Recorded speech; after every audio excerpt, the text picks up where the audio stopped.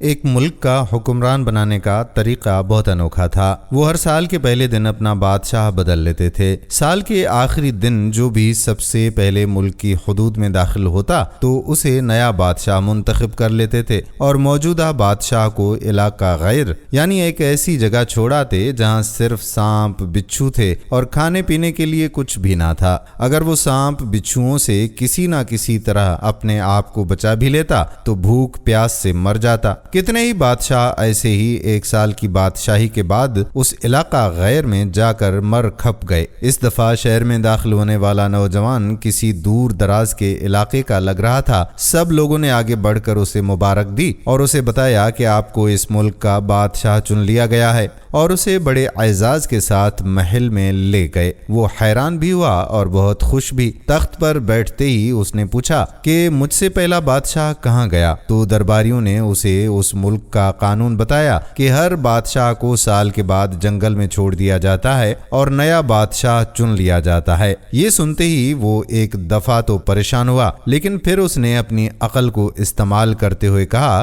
کہ مجھے اس جگہ لے کر جاؤ جہاں تم بادشاہ کو چھوڑ کر آتے ہو۔ درباریوں نے سپاہیوں کو ساتھ لیا اور بادشاہ سلامت کو وہ جگہ دکھانے جنگل میں لے گئے۔ بادشاہ نے اچھی طرح سے اس جگہ کا جائزہ لیا اور واپس آ گیا۔ اگلے دن اس نے سب سے پہلا کام یہ کیا کہ محل سے علاقہ غیر تک ایک سرسبز اور شاداب راستہ بنایا۔ اگلے دن اس نے سب سے پہلا حکم یہ دیا کہ محل سے علاقہ غیر تک ایک سرسبز و شاداب راستہ بنایا جائے اور اس جگہ کے بیچوں بیچ ایک ایسی رہائش تعمیر کی جائے جس میں ہر قسم کی سہولت ہو اور اس کے ارد گرد خوبصورت باغ لگائے جائیں۔ بادشاہ کے اس حکم پر عمل ہوا اور تعمیر شروع ہو گئی۔ کچھ ہی عرصے میں سڑک اور محل وغیرہ بن کر تیار ہو گئے۔ ایک سال کے پورے ہوتے ہی بادشاہ نے درباریوں سے کہا کہ اپنی رسم پوری کرو اور مجھے وہاں چھوڑ آؤ جہاں مجھ سے پہلے بادشاہوں کو چھوڑ کے آتے تھے۔ درباریوں نے کہا کہ بادشاہ سلامت، اس سال سے یہ رسم ختم ہو گئی کیونکہ ہمیں ایک عقل مند بادشاہ مل گیا ہے۔ وہاں تو ہم ان بیوقوف بادشاہوں کو چھوڑ کر آتے تھے جو ایک سال کی بادشاہی کے مزے میں باقی کی زندگی کو بھول جاتے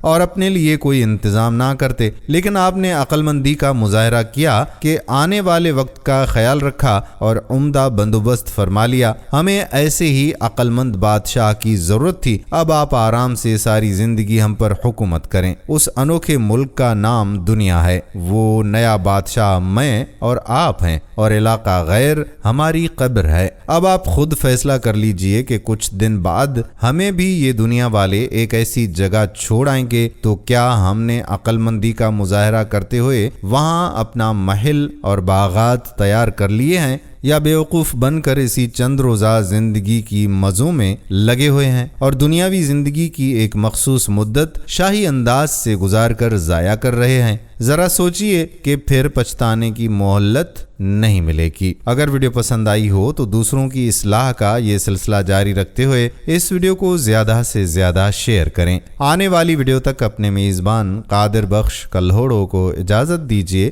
اللہ حافظ۔